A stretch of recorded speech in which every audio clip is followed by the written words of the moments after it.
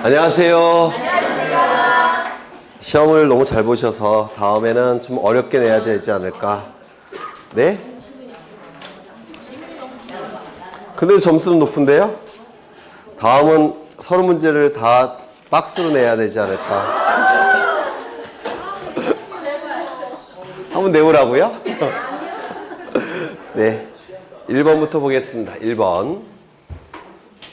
공간, 거의 다 여기 있는 지문들은 기출지문이에요. 기출지문을 이제 배열을 따로 한 겁니다. 그래서 여기 나와 있는 지문은 다 좀 기억해 두셔야 될 거예요. 1번. 공간 정보의 구축 및 관리에 관한 법률의 용어 정의로 틀린 것은 용어에 관한 내용은 한 문제 정도가 출제가 될 겁니다. 1번. 축척 변경은 지적도에 등록된 경계점의 정밀도를 높이기 위하여 작은 축척을 큰 축척으로 변경하여 등록하는 것을 말한다. 정말 여러 번 더 들었던 거죠. 지적도에서만 나타나고, 축척 변경은 지적도에서만 나타나고 소축척을 대축척으로 바꾸는 것을 축척 변경이라고 얘기했죠. 거꾸로 임야도에서는 축척 변경이 나타나지 않는 것이고 대축척을 소축척으로 바꾸는 것은 축척 변경이라고 얘기할 수 없다고 했죠. 2번. 토지의 표시라 하면 소지지명 경자표를 말한다. 맞겠죠? 3번. 연속 지적도란 지적 측량을 하지 아니하고 전산화된 지적도 임야도 파일을 이용하여 도면상 경계점들을 연결하여 작성한 도면으로서 측량에 활용할 수 없는 도면을 말한다. 맞습니까? 그렇죠. 컴퓨터 파일 형태의 지적도를 여기 붙인 거예요. 컴퓨터 파일 형태의 지적도를 붙인 것이라서 연속 지적도만을 위한 지적 측량은 필요가 없겠죠. 또한 법적인 지적 공부가 아니기 때문에 당연히 측량에 활용할 수 없는 도면입니다. 법적인 효력이 없기 때문에 그래요. 그래서 맞는 질문이 될 테고. 4번. 지목이라 하면 토지의 지형에 따라 토지의 종류를 구분하여 지적 공부에 등록하는 것을 말한다. 이러한 지목을 뭐라 부르죠? 지형 지목이라고 부르죠. 그런데 우리 공간정보법은 지형 지목이 아니라 용도 지목을 채택하고 있죠. 그래서 이 토지의 형태에 따라서 지목이 결정될 때 지형 지목, 토지의 성질에 따라서 지목이 결정될 때 토성 지목, 토지의 용도에 따라서 지목이 결정될 때 용도 지목이라고 하는데, 우리 공간정보법은 용도 지목을 채택하고 있기 때문에 틀린 지문이 될 겁니다. 5번. 경계점이란 필지를 구획하는 선의 굴곡점으로서 이 경계점은 도면 위에 경계와 경계가 만나는 점을 경계점이라고 불러요. 도면 위에 등록된 경계와 경계가 만나는 점을 경계점이라고 하는데, 이 경계와 경계가 만나는 점이 경계점이기 때문에 그 경계점에서 꺾이고 있죠. 그래서 굴곡점이라고 얘기를 하는 겁니다. 그래서 지적도나 임야도에 그림 형태로 등록되거나 또는 좌표 등록부에 좌표 형태로 등록하는 점을 말한다. 맞겠죠? 그래서 정답은 4번. 이거 틀린 분 손 좀 들어보셔요. 창피해서 안 들으신 건가요? 2번. 공간 정보의 구축 및 관리 등에 관한 법령상 지번에 관한 설명으로 옳은 것은, 지번은 무조건 출제가 됩니다. 보통 두 문제 정도가 출제가 돼요. 1번. 지적소관청이 지번을 변경하기 위해서는 국토교통부 장관의 승인을 받아야 된다. 이 지번 변경은 지적소관청이 시도지사, 대도시시장의 승인을 받아서 지번 부여 지역 전부 또는 일부에 대해서 새로이 부여하는 것을 지번 변경이라고 얘기하죠. 그래서 국토교통부 장관이 틀렸을 테고. 2번. 임야대장 임야도에 등록하는 토지의 지번은 숫자 뒤에 산자를 붙인다. 아니죠. 숫자 앞에 산자를 붙이죠. 지번은 본번과 부번으로 구성하되 북동에서 남서로 순차적으로 부여한다. 네, 지번은 북서 기번의 방식을 채택하고 있죠. 그래서 북서쪽에서 시작해서 남동쪽으로 차례대로 부여하게 될 겁니다. 4번. 분할의 경우에는 분할된 필지마다 새로운 부번을 부여합니까? 아니죠. 한 필지는 분할 전 지번을 부여하고 나머지는 본번에 최종 부번에 다음 순번으로 부번을 부여하죠. 그래서 틀린 집이 될 테고. 5번. 지적소관청은 축척 변경으로 지번 내 결번이 생긴 때는 지체 없이 그 사이를 결번 대장에 적어 영구히 보존해야 된다. 맞습니까? 이 결번은 지적공부로부터 빠진 번호를 결번이라고 얘기하는데, 먼저 신규 등록 결번이 나타납니까? 나타나요? 안 나타나요?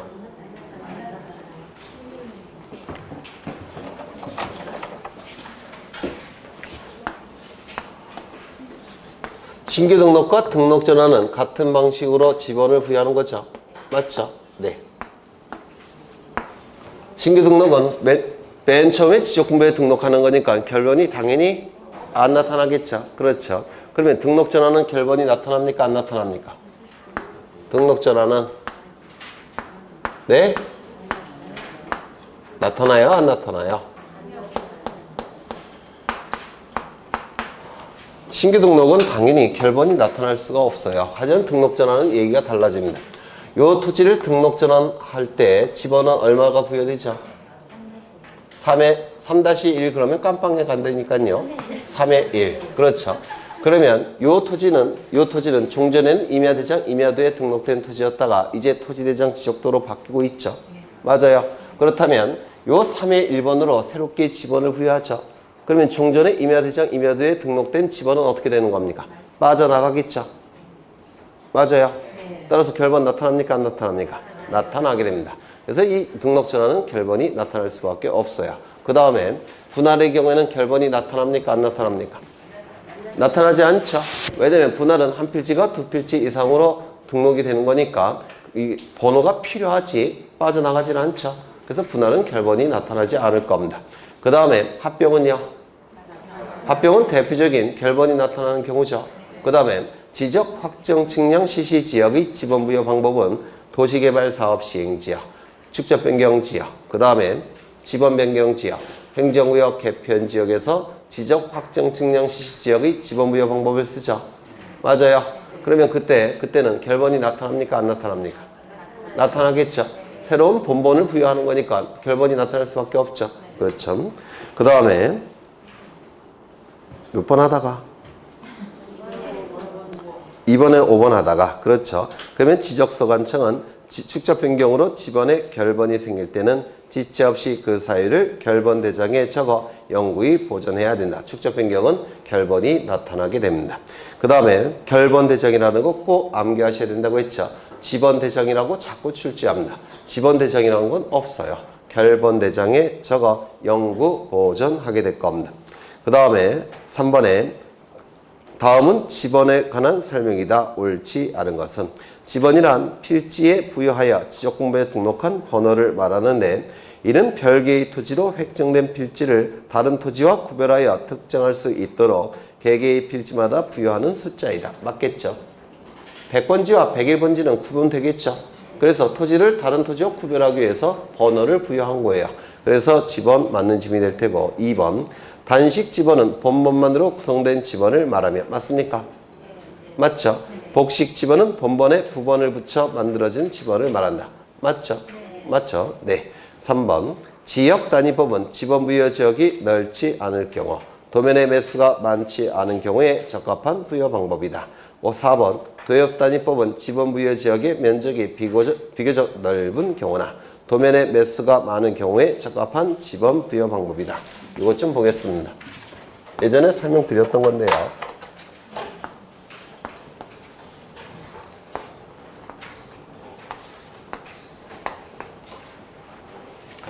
이쪽은 상도동이라는 지번부여 지역입니다.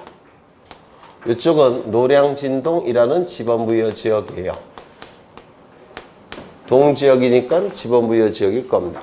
딱 보더라도 상도동이라는 지번부여 지역은 면적이 좁죠. 노량진동이라는 지번부여 지역은 면적이 넓어요. 요 상도동이라는 지번부여 지역은 면적이 좁기 때문에 이 안에 들어와 있는 토지들은 이렇게 차례대로 지번을 부여하면 됩니다.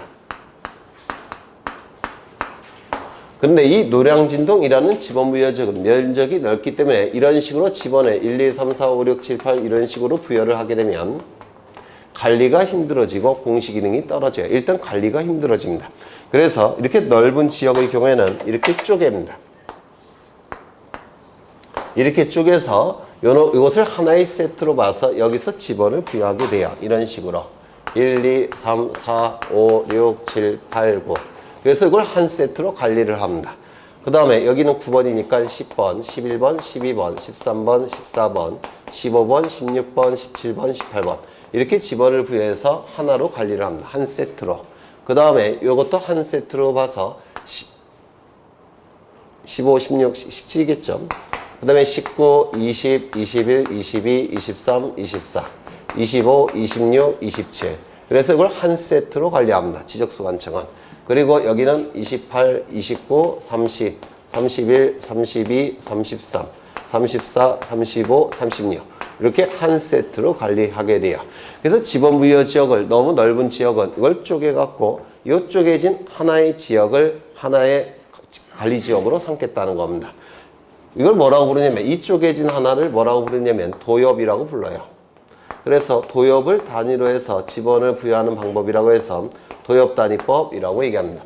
이 도자는 도면을 얘기해요. 지적도나 임야도를 얘기하는 겁니다. 그래서 도면별로 지번을 부여해서 관리를 하는 방법이에요. 너무 넓은 지역이라서. 그런데 이거는 하나의 지번 부여 지역이죠. 맞아요. 하나의 지번 부여 지역인데 동지역이니까 하나의 지번 부여 지역을 단위로 해서 지번을 부여하는 방법이라고 해서 지번 부여 지역 단위법 이렇게 부릅니다. 이쪽은 도엽 단위법 이렇게 부르고 이건 지번 부여 지역 단위법이라고 하는데 너무 기니까 여기서부터 여기까지 생략해서 지역 단위법 이렇게 불러요. 이쪽은 도엽 단위법. 되셨을까요? 네. 그러면 딱 보더라도 이 지번 부여 지역 단위법은 면적이 협소한 지번 부여 지역에서 사용하는 것이고 도엽 단위법은 면적이 넓은 지번 부여 지역에서 사용하는 방법입니다. 이쪽은 도면의 장수가 한 장이죠. 이쪽은 도면의 장수가 4장이죠. 도면의 매수가 많이 나오고 이쪽은 도면의 매수가 적게 나오게 될 겁니다. 그러면 지문을 다시 보시면 3번 몇 번 하다가 4번이죠. 네. 3번이죠. 3번에 3번. 지역단위법은 원래는 지번부여지역 단위법이라는 건데 지번부여지역을 생략해서 지역단위법이라고 불러요. 지역단위법은 지번부여지역이 넓지 않을 경우나 도면의 매수가 장수가 많지 않은 경우에 적합한 지번부여 방법이다. 맞겠죠? 4번 도역단위법은 지번부여지역이 면적이 비교적 넓은 경우나 도면의 장수가 많은 경우에 적합한 지번부여 방법이다. 맞겠죠? 그래서 이건 맞는 집이 될 겁니다. 그 다음에 5번 단지 단위법은 농촌 지역에 적합한 지번부여의 방법이다. 단지 단위법은 1단지, 2단지 이렇게 도시개발사업 시행지역이나 형지정리지역 이렇게 바둑판 모양으로 토지로 바뀌었을 때 지번을 부여하는 방법이에요.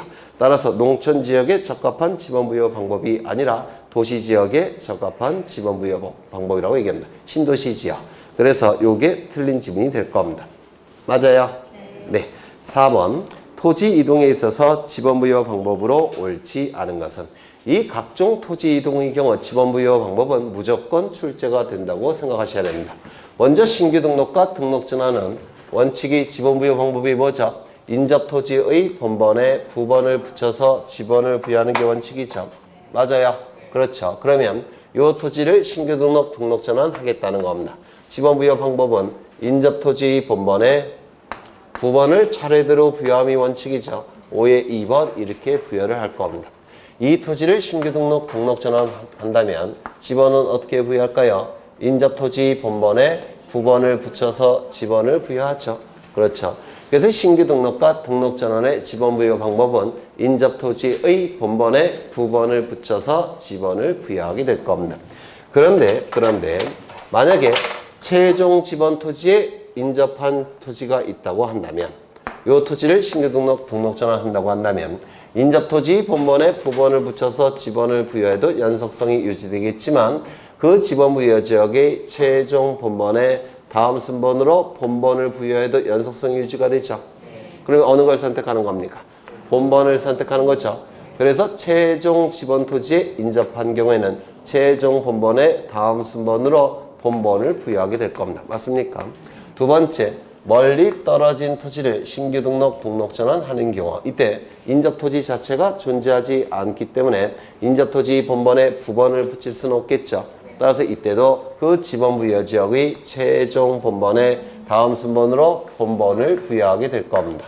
또한 여러 필지를 신규 등록 전환하는 경우 여러 필지를 신규 등록 전환할 때 인접 토지 본번에 부번을 붙이게 되면 부번이 너무 많이 나온다고 했죠.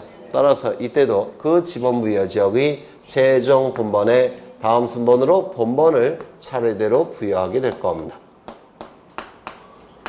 워낙 여러 번 한 거죠. 11월부터 했던 거니까 정리하죠.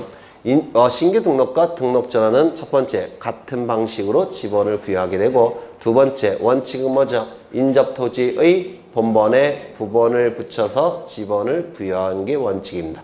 다만 예외적으로 세 가지 경우에는 그 지번 부여 지역의 최종 본번에 다음 순번으로 본번을 차례대로 부여하죠. 세 가지 경우는 첫 번째 최종 지번 토지에 인접한 경우, 두 번째 멀리 떨어진 경우, 세 번째 여러 필지인 경우. 이 세 가지 경우에는 그 지번 부여 지역의 최종 본번에 다음 순번으로 본번을 차례대로 부여하게 될 겁니다. 두 번째 분할을 보시면, 분할이 시험에는 가장 자주 나와요. 분할.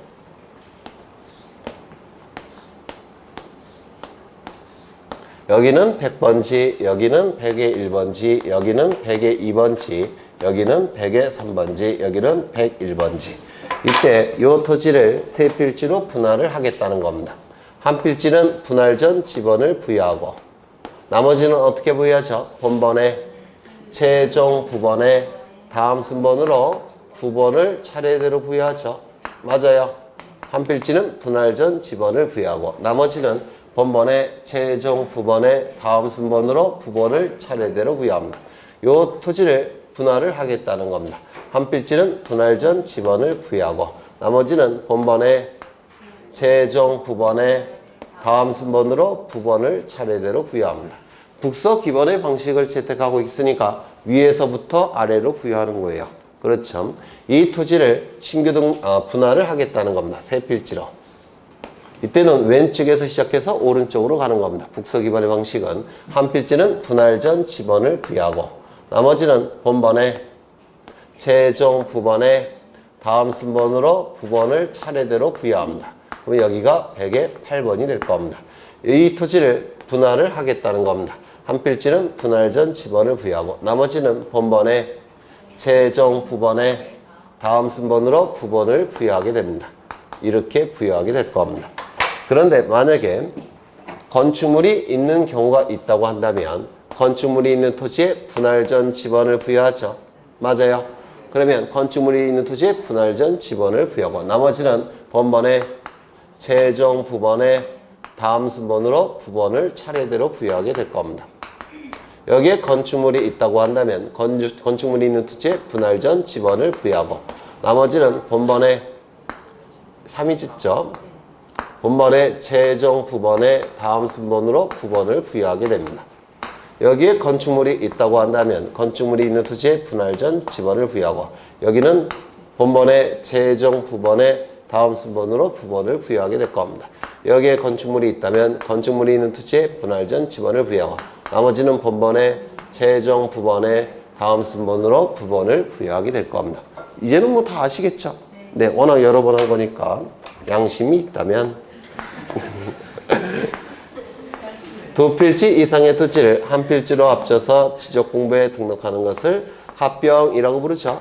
여기는 100번, 그 다음에 101번, 102번, 103번. 그러면 합병의 지번을 부여하는 방법은 가장 선순위 지번을 합병의 지번으로 부여하는 거죠. 100번으로 부여하게 될 겁니다. 여기 네 필지의 토지가 있는데, 여기는 100의 9번, 여기는 101의 6번, 102의 8번, 103의 5번. 네 필지 토지를 한 필지로 합쳐서 지적공부에 등록하게 될 텐데, 이때 가장 선순위를 판단하는 기준은 뭘 기준으로 판단합니까? 본번을 기준으로 판단하죠. 그래서 가장 선순위 지번은 100의 9번이 될 겁니다. 여기 네 필지 토지가 있을 텐데, 네 필지 토지를 한 필지로 합쳐서 지적공부에 등록을 하겠다는 겁니다. 100의 9, 101의 6, 102번, 103번. 그러면 가장 선순위 지번은 몇 번으로 부여하는 겁니까? 이거겠죠. 이렇게 본번만으로 구성된 지번이 있을 때는 본번만으로 구성된 지번 중에서 가장 선순위 지번을 합병의 지번으로 부여하죠. 건축물이 있다고 한다면 합병의 경우에는 영향을 미칩니까? 미치지 않습니까? 미치지 않는다고 했죠. 따라서 여전히 100번, 102, 9번, 102번이 될 겁니다. 그런데 토지 소유자가 건축물이 있는 집원을 합병의 집원으로 부여해달라는 뭐가 있다면 신청이 있다면 이때는 영향을 미치겠죠. 따라서 이때는 101번, 여기는 101의 6번, 여기는 101의 6번 이렇게 부여하게 될 겁니다. 그래서 이 합병은 신청이 필요하다는 것이 바로 분할과의 차이점이라고 했죠. 그 다음에 이제 도시개발사업 시행지역의 지번부여 방법을 보겠습니다. 다 했던 거예요. 여기 토지들이 굉장히 많이 존재하고 있는데 이렇게 토지들이 등록되어 있습니다.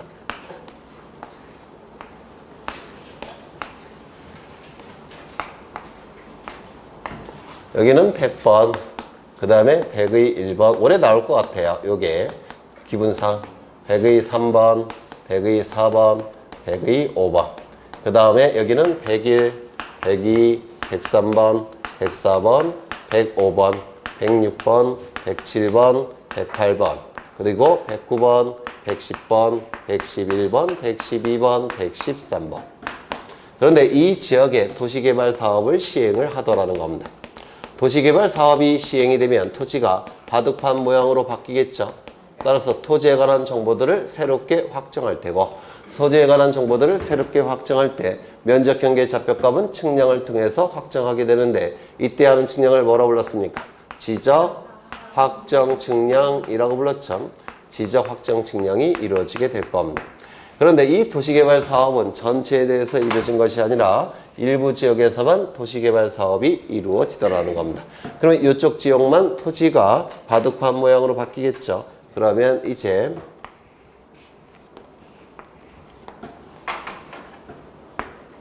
이쪽은 도시개발 사업이 이루어지지 않았으니까 종전의 모양을 유지하게 될 겁니다. 종전의 모양을 똑같이 그려야 되는데 똑같죠? 네, 똑같아요. 네. 그리고 지번은 바뀝니까? 안 바뀝니까? 이쪽은 지번이 안 바뀌죠? 그러면 여기는 100의 4, 여기는 100의 5, 그 다음에 여기는 101, 102, 그 다음에 112, 113이 될 겁니다. 이쪽은 토지의 모양이 바둑판 모양으로 바뀌죠. 토지의 모양이 바둑판 모양으로 바뀔 겁니다. 그러면 이 도시개발 사업 시행 지역에서는 지적 확정 측량이 이루어지고, 지적 확정 측량이 이루어지는 지역에서는 지번을 어떻게 부여하느냐. 지적 확정 측량 시시지역의 지번 중에서 일부 지번을 선택해서 이쪽에 부여하는 거죠. 그러면 지적 확정 측량 시시지역의 지번은 뭐가 있습니까? 100번, 100의 1번, 100의 2번, 100의 3번, 100의 4번. 요 100의 4번도 요 부분은 도시개발 사업에 시행됐죠. 그래서 100의 4번도 포함이 될 겁니다. 그 다음에 102번, 103번, 104번, 105번, 106번, 107번, 그리고 108번, 109번, 110번, 111번, 112번. 이 도시개발 사업 시행 지역에서의 지번을 선택해서, 일부 선택해서 이쪽에 부여를 하게 됩니다. 이때 선택하는 첫 번째 기준은 뭐라고 했죠? 본번을 선택한다고 했죠. 따라서 부번으로 구성된 지번들은 다 제외를 시킵니다. 두 번째 선택의 기준은 뭐였죠? 여기 이 경계에 걸친 지번들은 이쪽에서 이미 사용하고 있죠. 이쪽에서 이미 사용하고 있기 때문에 이쪽에 부여하면 겹치게 돼요. 따라서 이 경계에 걸친 지번은 어떻게 해야 됩니까? 제외를 시켜야 되겠죠. 경계에 걸친 지번은 제외를 시켜야 됩니다. 그러면 경계에 걸친 지번은 뭐가 있습니까? 100의 4, 그 다음에 102번, 그리고 112번. 요 지번들을 제외를 하게 될 겁니다. 그럼 이 상태에서 지번을 부여하게 되면 100번, 그 다음에 103번, 104번, 105번, 106번, 107번. 이렇게 지번을 부여하면 이상한 결과가 나타난다고 했죠.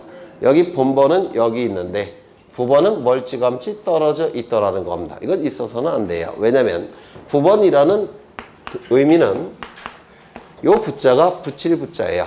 본번에 붙은 지번이 부번입니다. 붙일 부자를 써요.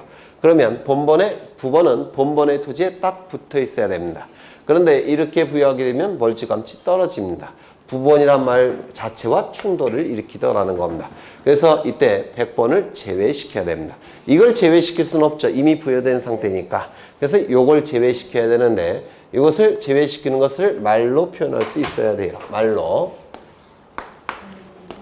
지적, 확정, 측량, 시시지역 안에 있는 집원 중에서 지적, 확정, 측량, 시시지역 안에 있는 집원 중에서 지적, 확정, 측량, 시시지역 바깥에 있는 본번이 같은 집원은 제외를 시켜야 되겠다는 겁니다. 다시요. 지적, 확정, 측량, 시시지역 안에 있는 집원 중에서 지적, 확정, 측량, 시시지역 바깥에 있는 본번이 같은 집원은 제외를 시켜야 되겠다는 겁니다. 그러면 다시요. 지적, 확정, 측량, 시시지역 안에 있는 집원 중에서 지적, 확정, 측량, 시시지역 바깥에 있는 본번이 같은 집원은 빼야 되더라는 겁니다. 그래서 100번이 빠져나가게 돼요. 그러면 이제 집원은 하나, 둘, 셋, 넷, 다섯, 여섯, 일곱, 여덟, 아홉 요 집원을 차례대로 부여하게 될 겁니다. 그러면 여기는 103번, 104번, 105번, 106번, 107번, 108번 그리고 선택받지 못한 집원은 결번 처리한다고 했죠. 결번 처리를 하면 결번 대장에 등록한 후 영구히 지적소관청은 보전을 시켜야 됩니다. 이를 결번 처리라고 했어요. 그런데 문제는 뭐냐면 이게 원칙이지만 여기가 9필지가 아니더라는 겁니다. 9필지가 아니라 여기가 12필지이더라는 겁니다. 12필지. 이렇게 존재하더라는 겁니다. 그렇다면 부여해야 될 집원의 개수는 몇 개가 필요합니까? 부여해야 할 집원의 개수. 부여해야 할 집원의 개수는 12개가 필요합니다. 그런데 부여할 수 있는 집원의 개수는 몇 개만 남아 있습니까? 부여할 수 있는 집원의 개수는 9개만 남아 있습니다. 그럼 이러한 관계가 성립이 되는데 그렇다면 9개를 여기다가 부여를 하게 되면 세 필지는 빈칸으로 남게 돼요. 집원이 없는 토지가 돼버립니다. 따라서 이때는 이 원칙을 사용할 수 없고 다른 방법 두 가지가 있다고 했죠. 그 두 가지의 첫 번째는 블럭을 정해서 1블럭, 2블럭, 3블럭 블럭을 정해서 본번을 부여한 후 103, 104, 105 그리고 블럭별로 필지별로 뭐를 부여하는 겁니까? 부번을 부여하는 거죠. 필지별로 부번을 부여하게 됩니다. 여기는 104에 1, 104에 2, 104에 3, 105에 1, 105에 2, 105에 3 그래서 블럭별로 본번을 부여한 후 필지별로 부번을 부여하는 방법이 있고 또 하나의 방법은 뭐가 있죠?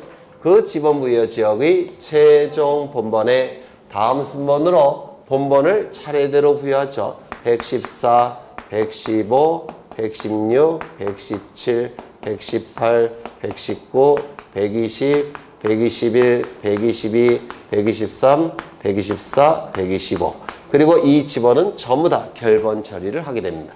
이를 뭐라고 불렀죠? 지적, 확정, 측량, 시행지역에서의 집원 부여 방법이라고 부르는데 이 지적, 확정, 측량, 시행지역에서의 집원 부여 방법은 도시개발사업 시행지역에서 규정을 두고 있고 그리고 축적변경 시행지역, 지번변경지역, 행정구역 개편지역에서는 이 규정을 준용하는 규정을 두고 있죠.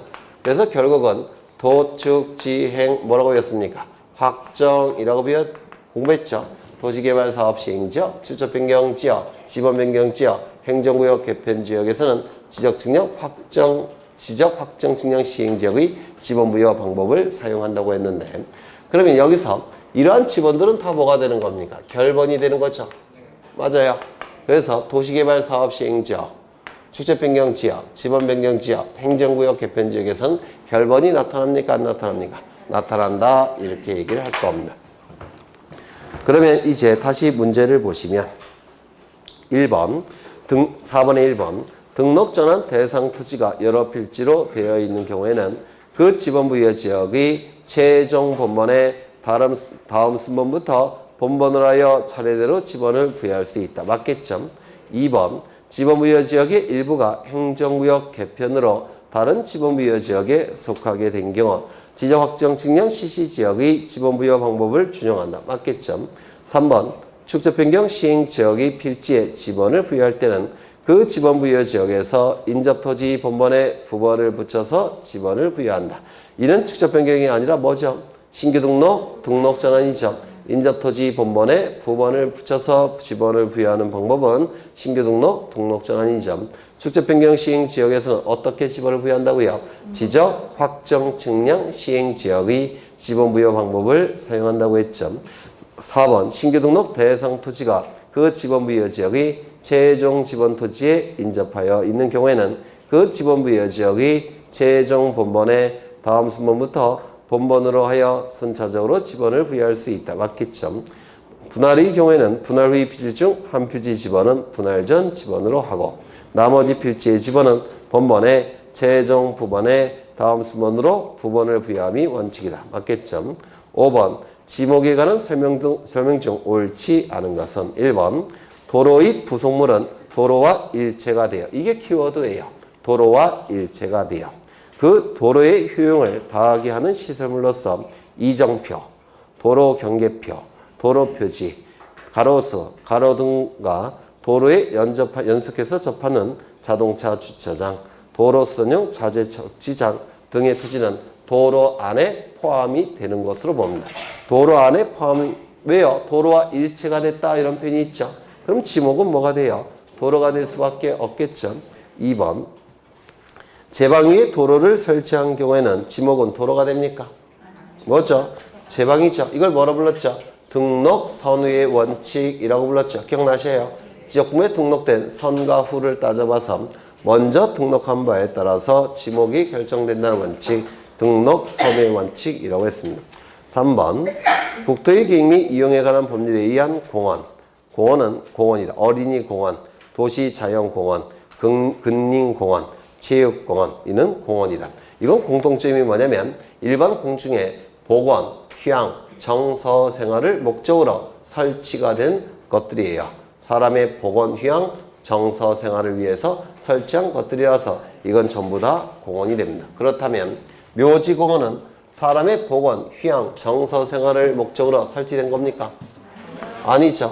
이 묘지공원은 사람의 복원, 휴양, 정서 생활이 주목적이 아니라 사체의 제사, 숭상, 숭모 이게 주목적이에요.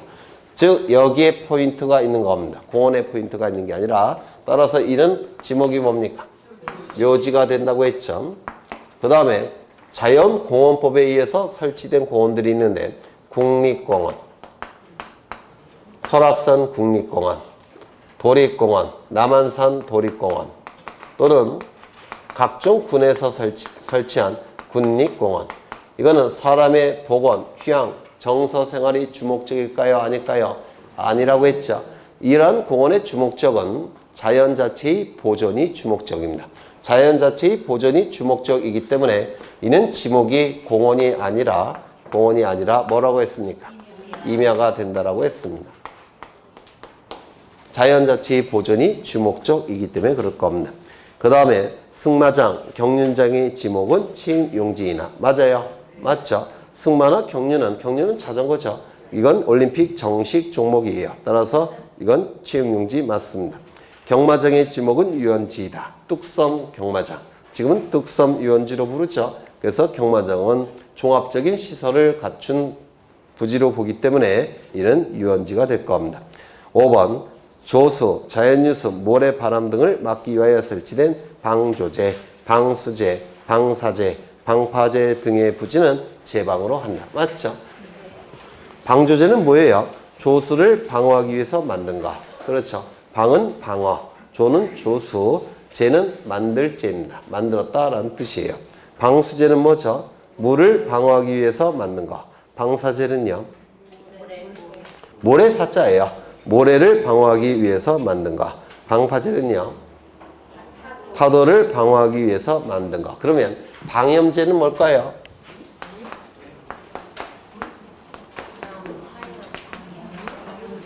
네? 더위를 막기 위해서 만든 거. 더위를 막기 위해서 만든 거. 그러면 이런 것들의 공통점은 뭐냐면 뭔가를 방어하기 위해서 만든 것들이죠.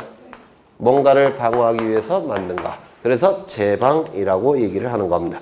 그래서 맞는 짐이 될 테고 정답은 2번이 되겠죠.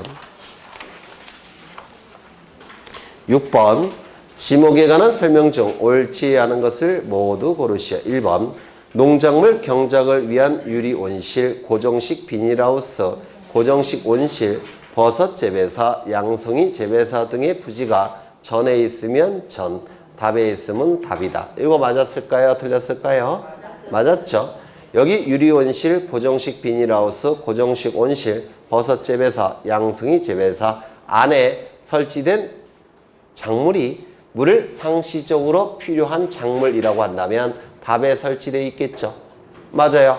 이 안에서 키우는 작물이 물을 상시적으로 직접 이용하지 않는 작물이라고 한다면 전에 설치되겠죠. 맞아요. 그래서 이런 것들은 전부 다 그 안에서 키우는 작물이 물을 상시적으로 직접 이용하는 작물이냐 아니면 물을 상시적으로 이용하지 않는 작물이냐에 따라서 달라지는 겁니다. 이거 이해가 되셔요? 되셔요? 안 되셔요? 되시죠? 따라서 이때는 맞는 지문이 될 겁니다. 니은, 밤, 호두나무, 잣나무 등의 유실수가 자생하는 토지는 임야이다. 여기서 자생이라는 문구가 있기 때문에 이거는 가수원이 될 수는 없겠죠. 가수원이 되기 위해서는 집단적 재배에 해당이 돼야 되니까 자생이라는 표현이 있어서 임야가 될 수밖에 없을 겁니다. 꽁, 지렁이, 꿀벌을 사육하는 부지는 목장용지이다. 맞습니까? 맞아요? 안 맞아요? 맞죠? 꽁은 가축일까요? 아닐까요? 가축인데요. 가축이 된 지 얼마 안 돼요. 한 30년 밖에 안 될걸요. 옛날에는 가축이 아니라고 봤습니다. 그 이유는요. 성격이 더러워서 사람이 사육하기가 힘든 이게 짐승입니다. 요게. 그래서 가축이 된 지 얼마 안 돼요. 요 꽁은. 그 다음에 뭐가 있나 또 지렁이. 나중에 합격하신 다음에 한번 키워보죠. 네. 지렁이 가축이에요. 꿀벌 가축입니다. 그래서 목장용지 맞을 겁니다. 그 다음에 조수가 드나드는 갯벌인 간석지는 임야이다. 간석지는 임야가 아니죠. 네. 여기 바닷가인데 여기는 밀물대입니다. 밀물을 뭐라고 부르냐면 최대만조위라고도 불러요. 그리고 여기는 썰물대예요. 그러면 바다와 토지의 경계는 어디죠? 네, 최대만조위선 밀물대죠. 여기가 바다와 토지의 경계예요. 그러면 이쪽은 다 토지고 이쪽은 다 바다가 될 텐데 간석지는 바로 여기가 간석지예요. 갯벌 간석지. 그러면 이거는 토지입니까? 바다입니까? 네? 여기가 토지와 바다의 경계라고 했죠. 그럼 이 간석지는 토지가 아니라 바다예요. 바다. 따라서 지목이 존재할 수 있습니까? 없습니까? 지목이 존재할 수가 없습니다. 그래서 임야이라 틀렸습니다. 강천지에서 격리된 석유를 정지하는 격리된이라는 표현이 쓰여져 있죠. 석유를 정지하는 공장 시설물의 부지는 당연히 뭐겠습니까? 공장 용지가 되겠죠. 그 다음에 지적공부상 지목이 대인 토지에 농작물을 재배하고 있는 경우에 있어 비록 공부상 지목은 대이나 건축물을 건축한 사실이 없고 현재 농작물을 경작하고 있는 경우라면 현재 그 토지의 용도는 뭐일까요? 현재 농작물을 경작하고 있다 이런 표현이 있죠. 현재 그 토지의 주된 용도는 뭐예요? 전이겠죠. 따라서 전으로 변경할 수 있겠습니까? 있다 이렇게 얘기를 합니다. 현재 주된 용도는 다수로 사용되고 있기 때문에 그렇습니다. 학교 시설 구역으로부터 떨어진이 키워드죠. 실습지, 기숙사, 사택 등의 부지는 학교 용지가 될 수 없겠죠. 그 다음에 주유소 용지는 석유 제품 판매를 위하여 설치된 시설물을 의미한다. 주유소가 되기 위해서는 반드시 판매와 관련되어 있어야 된다고 했죠.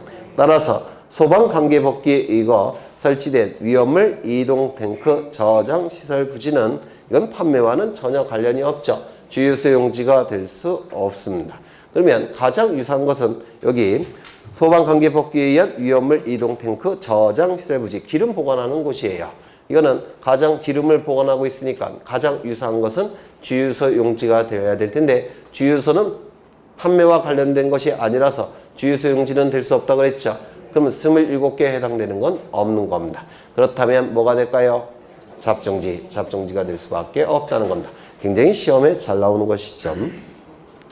그 다음에 종교단체 법인 설립 허가 여부와 관계없이 종교 집회장이나 수도장을 건축하여 사용 승인된 경우의 지목은 종교용지이다. 맞았을까요? 틀렸을까요? 맞았죠.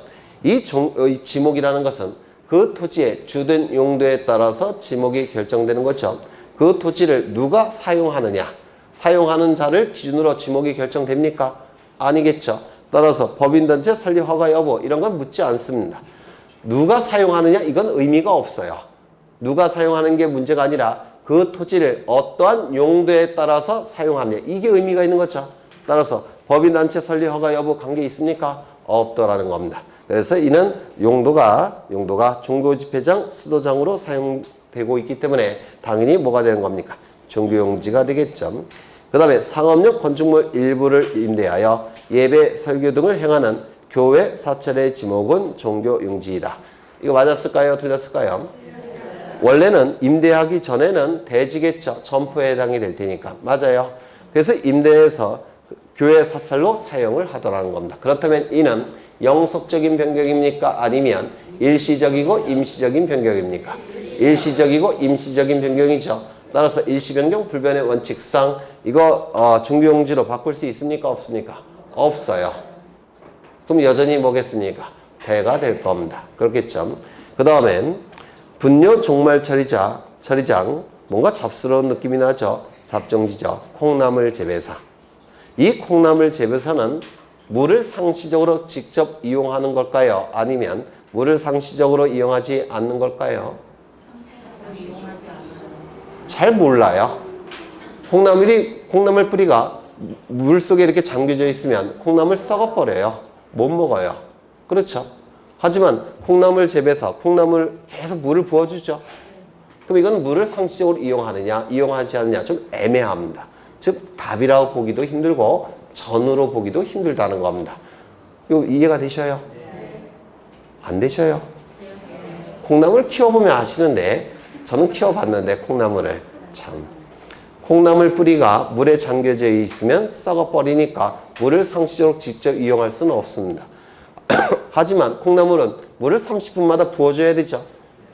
그래요, 안 그래요? 그래서 물을 상시적으로 직접 이용하지 않는다고도 볼 수도 없다는 겁니다. 즉 전으로 보기도 애매하고 답으로 보기도 애매하다는 겁니다. 그렇다면 뭐가 될 수밖에 없을까요? 잡종지. 그래서 콩나물 재배사는 잡종지가 되는 것이고요. 자동차 관련 시설, 차고, 세차 시설, 사무실, 식당. 이걸 주차에 필요한 독립적 시설로 볼 수 있겠습니까? 없겠죠. 왜요? 식당도 있고 사무실도 있고 세차 시설도 있고 이건 주차에 필요한 독립적 시설로 볼 수 없겠죠. 따라서 주차장이 될 수는 없다는 겁니다. 가장 유사한 건 주차장인데 주차장이 될 수 없다면 이거는 뭐가 될까요? 잡종지. 그렇죠.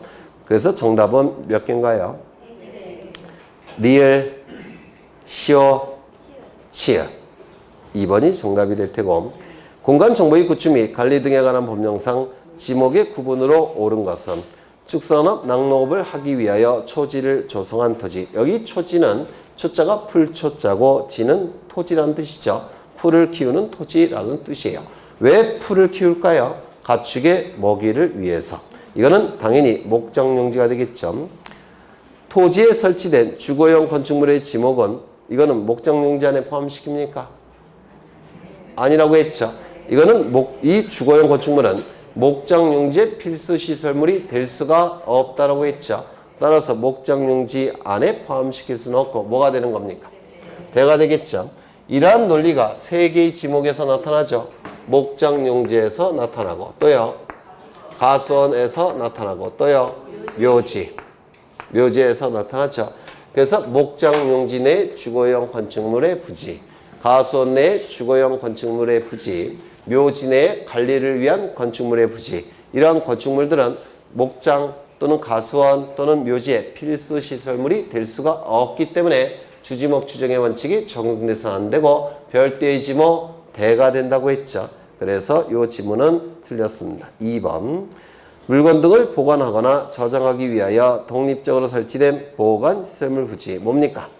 창고용지가 되겠죠.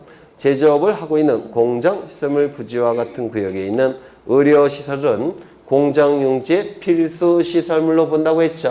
필수 시설물로 보니까 공장용지 안에 포함을 시킨다고 했고, 물을 상시적으로 직접 이용하여 벼, 연, 미나리, 왕골 등의 식물을 주로 재배하는 토지는 뭡니까?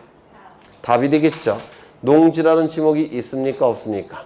없다고 했죠. 유수 배수를 위하여 일정한 형태를 갖춘 인공적 소규모라는 문구가 나오면 지목이 뭐죠? 국어. 그렇죠. 그래서 정답은 3번. 8번. 경계에 관한 설명으로 틀린 것은 1번. 토지의 지상 경계는 뚝, 담장, 그 밖의 구역의 목표가 될 만한 구조물 및 경계점 표지 등으로 표시한다. 맞습니까? 맞겠죠. 2번. 지적소관청은 토지 이동에 따라 지상 경계를 새로 정한 경우에는 지상 경계점 등록부를 작성 관리해야 된다. 맞습니까?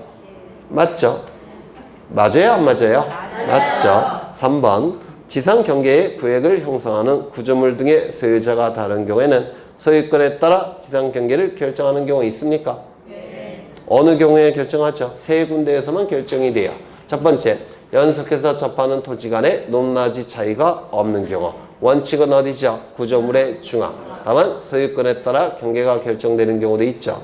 두 번째, 연속해서 접하는 토지 간의 높낮이 차이가 있는 경우. 원칙은 어디입니까? 무너지지 않는 하단부. 다만 소유권에 따라 경계가 결정되는 경우도 있죠. 세 번째, 도로 국어 등의 토지에 절토된 부분이 있는 경우. 도로공사나 또는 국어를 관리하는 기관은 어디까지 관리한다고 했죠? 상단부까지 관리한다고 했죠. 다만 소유권에 따라 경계가 결정되는 경우도 있습니다. 그 다음에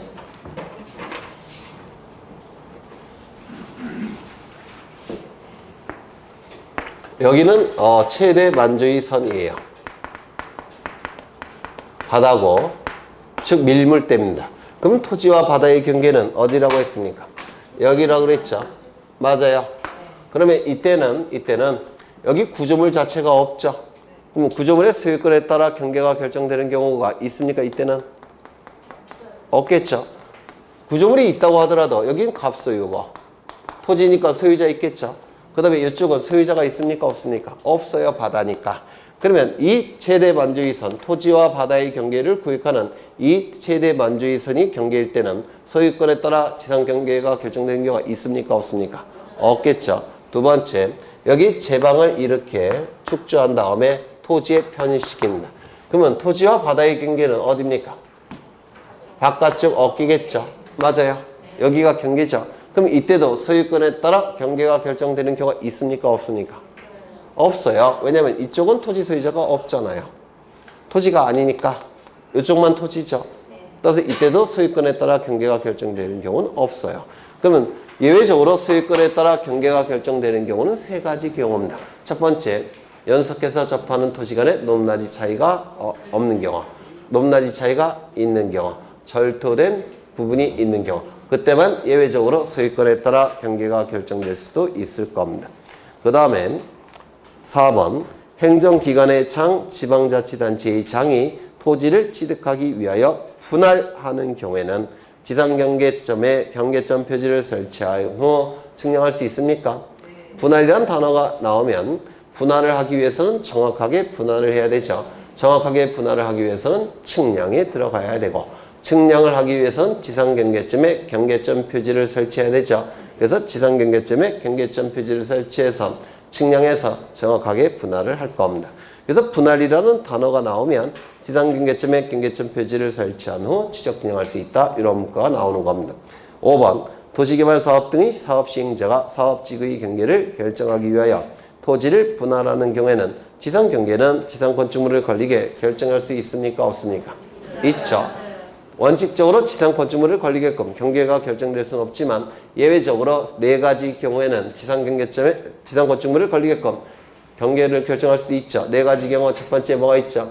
법원의 확정 판결, 두 번째 공공사업, 세 번째 도시개발사업, 네 번째 도시군 관리계획사. 그래서 5번이 틀렸을 테고 9번 공간정보의 구축 및 관리 등에 관한 법령상 지상경계의 위치 표시 및 결정 등에 관한 설명으로 틀린 것은 1번 토지의 지상경계는 뚝 담장 900개 구역의 목표가 될 만한 구조물 및 경계점 표시 등으로 구분한다. 맞을 테고 토지가 해면 수면에 접하는 경우에는 평균 해수면이 되는 선을 지상경계 결정 기준으로 한다. 틀렸죠? 뭡니까? 최대 만조위선 또는 최대 만수위선. 3번 분할에 따른 지상경계는 지상건축물을 관리계 결정해서 아니 된다. 다만 법원의 확정 판결이 있다면 그러하지 아니하다. 맞겠죠? 매매 등을 위하여 토지를 분할하는 경우에는 지상경계점에 경계점 표지를 설치한 후 측량할 수 있다. 분할이라는 단어가 나왔으니까 맞겠죠? 공유수면 매립지 토지 중 제방 등을 토지에 편입하여 등록할 경우에는 바깥쪽 어깨 부분을 지상경계 결정 기준으로 한다. 맞죠? 그러면 이 5번째 경우에는 토지 소유권의 소유자에 따라 지상경계가 결정되는 경우가 있습니까? 없습니까? 없다고 했죠. 네. 10번 면적에 관한 설명 중 옳지 않은 것은 1번 면적이란 지적구매에 등록한 필지의 수평면상의 넓이를 말한다. 맞아요. 경사면적이 아니라 수평면상의 넓이죠. 2번 토지대장과 임야대장에 등록된 면적은 도상에서 측정한 면적이 대부분이나 좌표 등록부가 비슷한 지역에서의 면적은 좌표로서 계산하여 등록한다. 맞아요? 맞아요? 안 맞아요? 맞죠? 그러면 도상에서 면적을 측정할 때 측정하는 기구는 뭐죠? 전자면적 측정기. 맞아요? 맞아요? 그러면 전자면적 측정기를 통해서 도면 위에서 면적을 측정할 텐데 그러면 전자면적 측정기를 통해서 도면 위에서 측정하기 위해선 도면이 작성돼야 되죠. 그러면 이 도면을 작성하는 측량이 뭡니까? 평판 측량이나 전자평판 측량을 통해서 도면을 작성하죠. 맞아요. 그래서 평판 측량이나 전자평판 측량을 통해서 도면이 작성이 되면 그 도면 위에서 전자면적 측정기를 사용해서 면적을 측정하게 됩니다. 두 번째, 좌표면적 계산법을 사용하는 경우는 좌표값이 있어야지만 좌표면적 계산법을 사용할 수 있죠. 그러면 이 좌표값을 수집하는 측량의 이름은 뭐죠? 경위측량. 그렇죠. 경위측량을 통해서 좌표값이 수집이 되면 수집된 좌표값을 가지고 좌표면적 계산법을 통해서 면적을 측정해낼 수 있죠. 그러면 전자면적 측정기와 관련된 측량의 방법은 뭐죠? 평판 측량 또는 전자평판 측량. 좌표면적 계산법과 관련된 측량은 뭐죠? 경위 측량. 그렇죠. 그 다음에 3번 토지 경계의 위치 정정 측량의 경우, 토지 합병의 경우, 지목 변경의 경우, 도면을 재작성하는 경우 등은 면적 측정을 필요로 하지 않는다. 맞았을까요? 틀렸을까요? 맞았겠죠? 이것 좀 보겠습니다.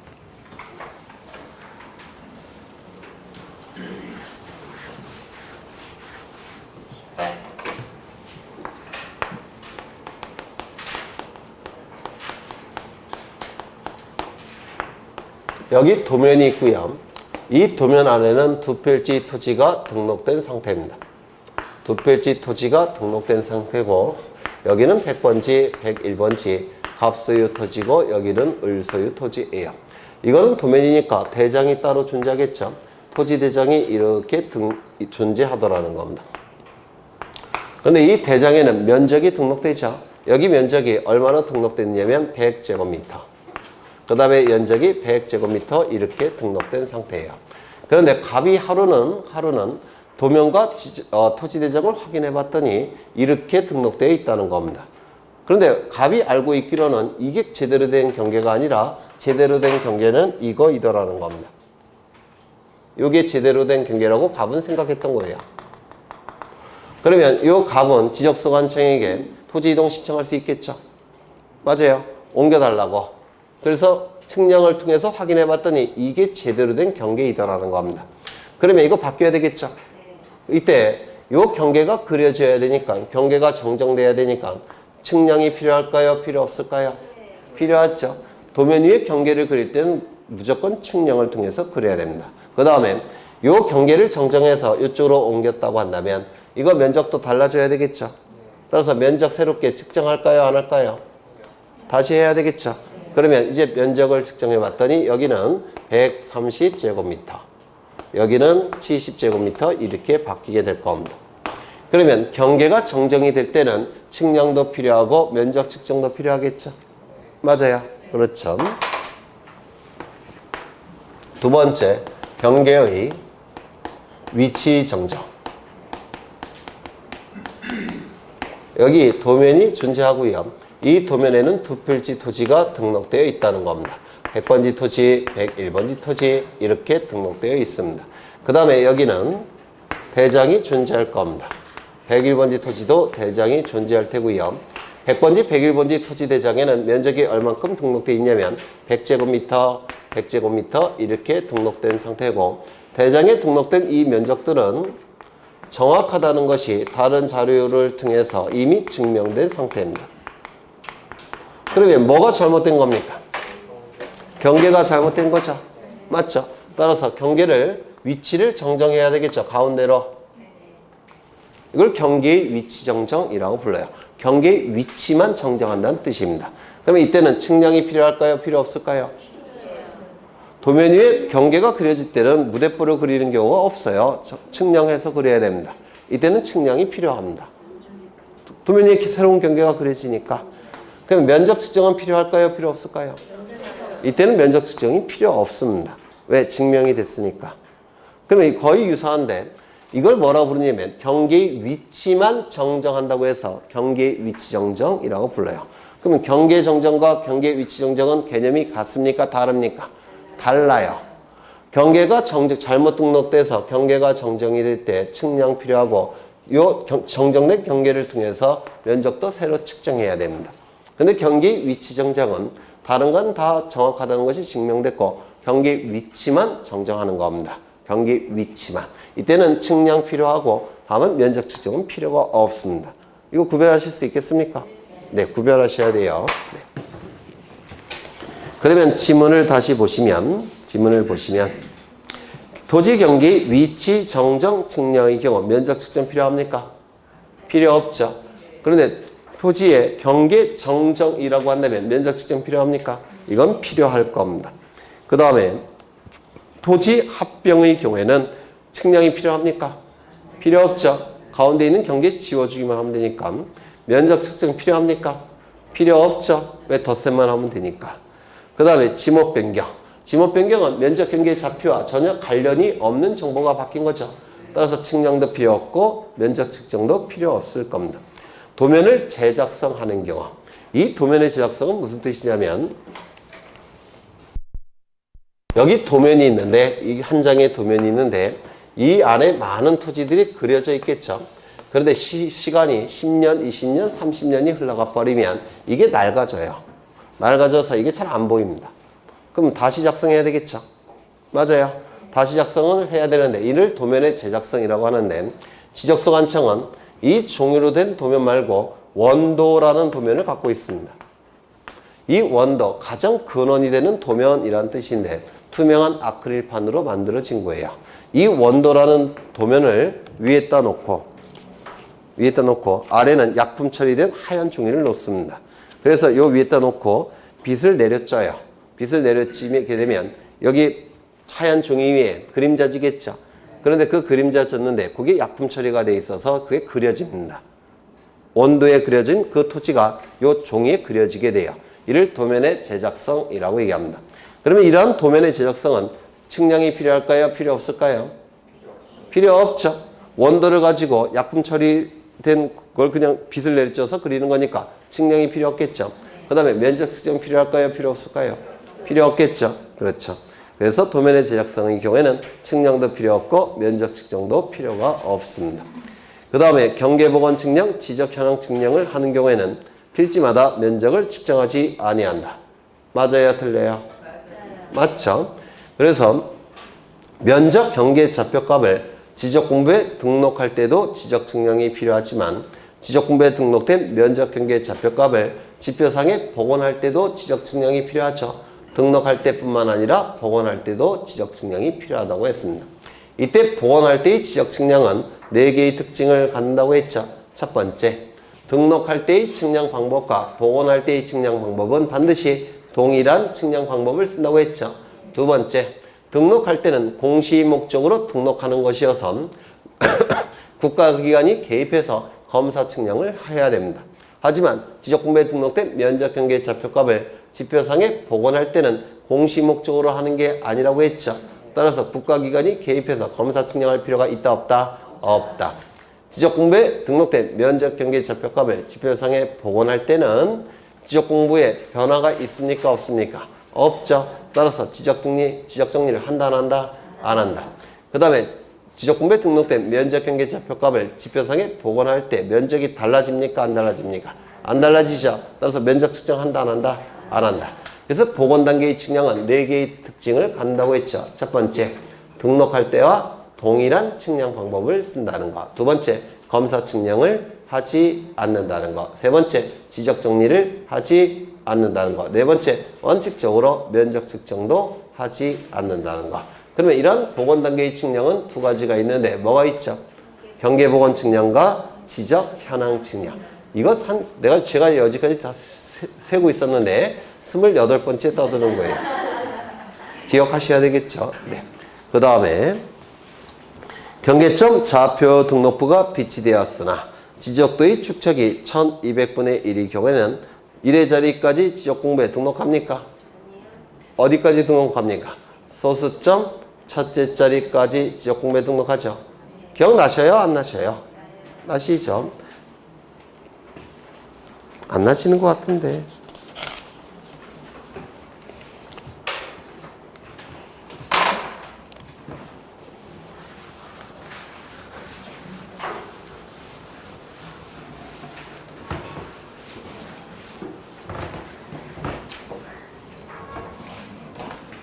표정을 보니까 안 나는 것 같아요.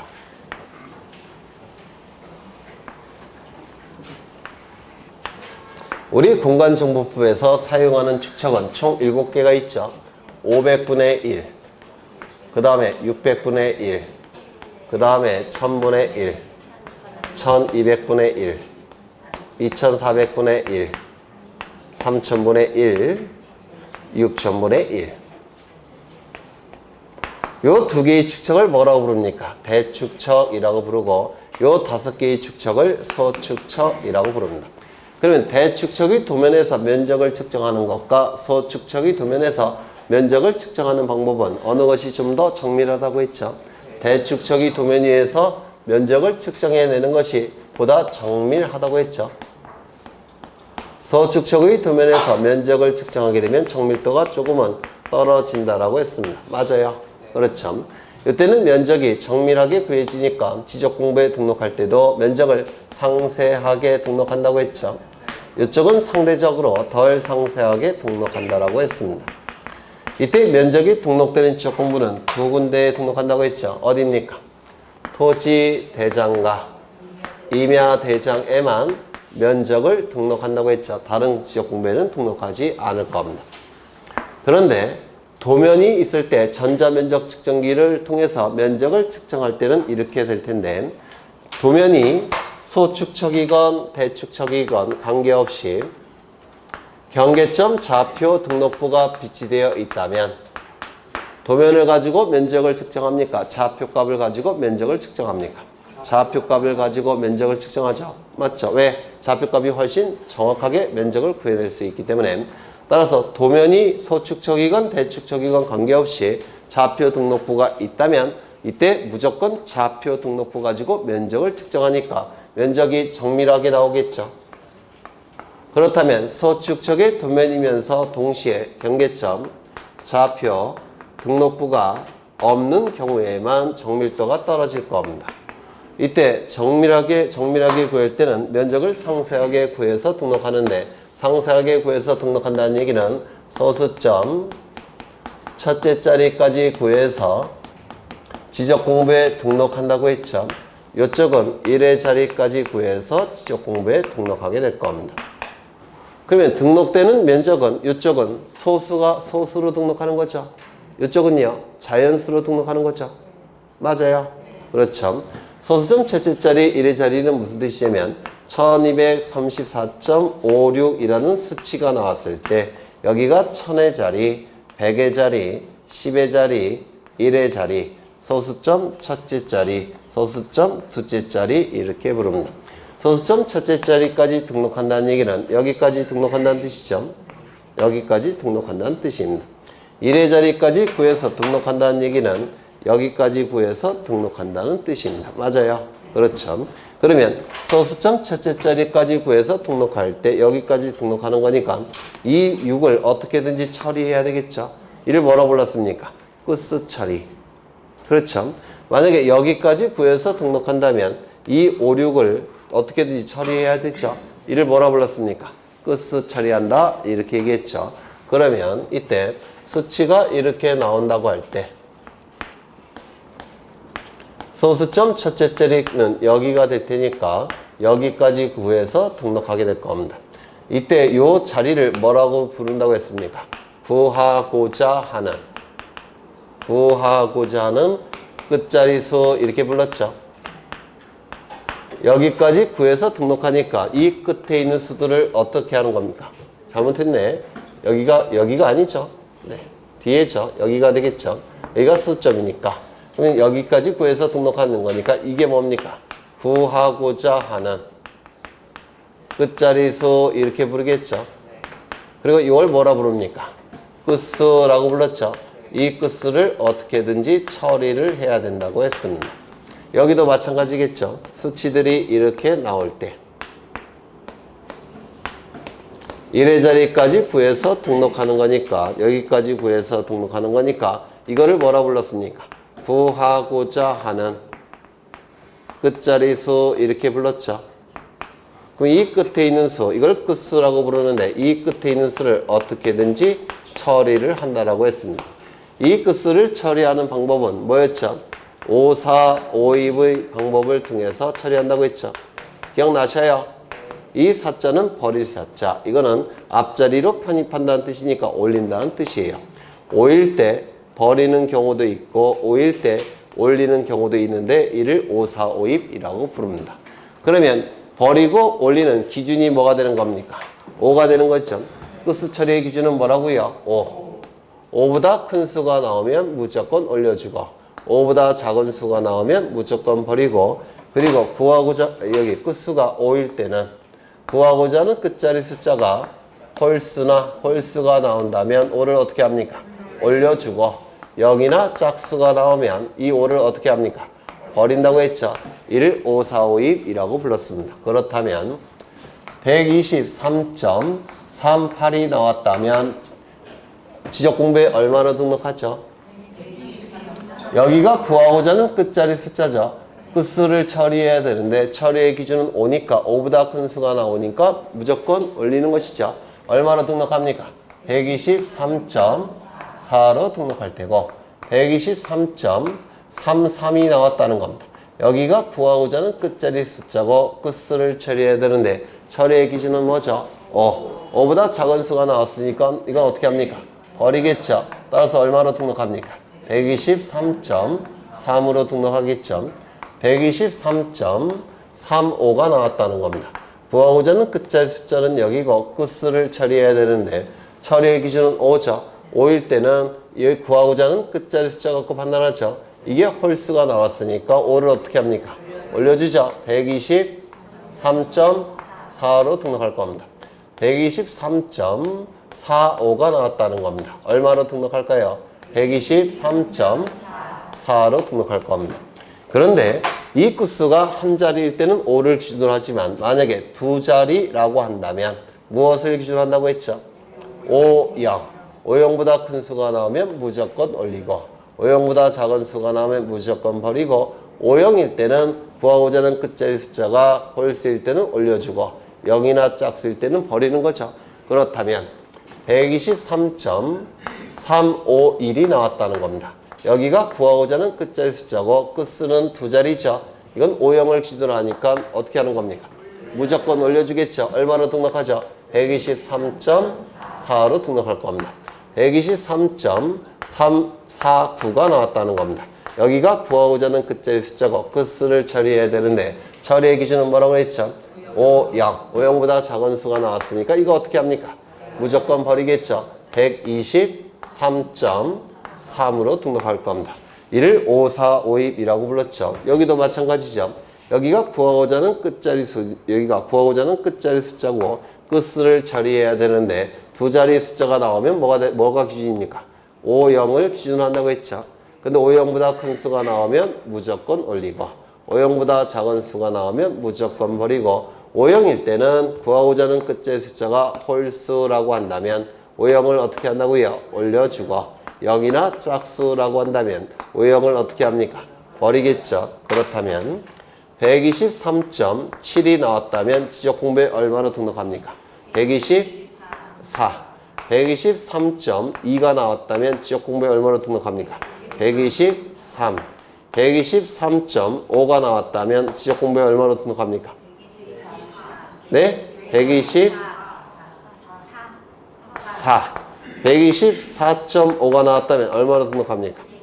124. 그러면 123.51이 나왔다면 얼마로 등록합니까? 124. 123.49가 나왔다면 얼마로 등록합니까? 123. 그렇죠. 이를 5452, 5452라고 얘기했습니다. 그런데 수치를 계산해 봤더니 0.001제곱미터가 나왔다는 겁니다.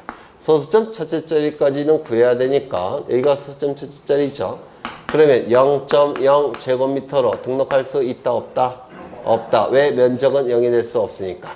따라서 이때는 가장 작은 숫자인 0.1제곱미터라도 등록해야 되겠죠. 이를 뭐라 불렀죠? 최소 면적. 여기도 마찬가지죠. 0.01제곱미터가 나왔다는 겁니다. 1의 자리까지 구해서 등록하니까 0으로 등록할 수 있습니까? 없습니까? 면적은 0이 될 수는 없어요. 그래서 가장 작은 숫자인 1이라도 등록을 해야 됩니다. 이를 뭐라 불렀죠? 최소 면적이라고 불렀습니다. 이제 지겹죠? 네, 좀 지겨우실 거예요. 그러면 지문을 다시 보시면 경계점 좌표 등록부가 비치되었으나 지적도의 축척이 1200분의 1인 경우에는 1의 자리까지 지적공부에 등록합니까? 그렇죠. 좌표 등록부가 있다면 도면 갖고 면적을 측정하지 않고 좌표값 가지고 면적을 측정한다고 했죠. 따라서 소수점 첫째 자리까지 구해서 지적공부에 등록을 하게 될 겁니다. 지적도는 이 7개의 축척을 다 사용합니다. 보통은 600분의 1을 사용하지만 상황에 따라서 6000분의 1까지 사용할 수가 있어요. 지적도는 6000분의 1까지 7개의 축척을 다 사용하게 되고요. 임야도는 2개의 축척만 사용합니다.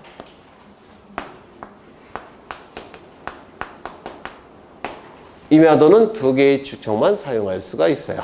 지적도는 7개의 축척을 다 사용할 수 있지만 임야도는 2개의 축척만 사용이 가능합니다. 그러면 11번을 보시면 지적공부에 등록하는 면적에 관한 설명으로 틀린 것은 면적은 토지대장 경계점 좌표 등록부의 등록사항이다. 어디가 틀렸습니까? 좌표 등록부에는 면적이 등록되지 않죠. 2번 지적도의 축척이 600분의 1인 지역의 토지 면적은 제곱미터 이하 한 자리 단위로 한다. 맞습니까?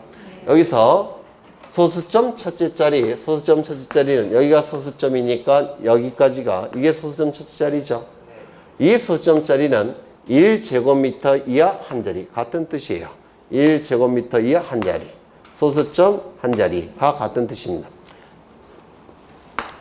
1제곱미터 이하 한 자리. 그런데 보통 이거를 생략해요. 그래서 제곱미터 이하 한 자리 소수점 첫째 자리 같은 뜻입니다. 그러면 이 지문 맞습니까? 맞았겠죠?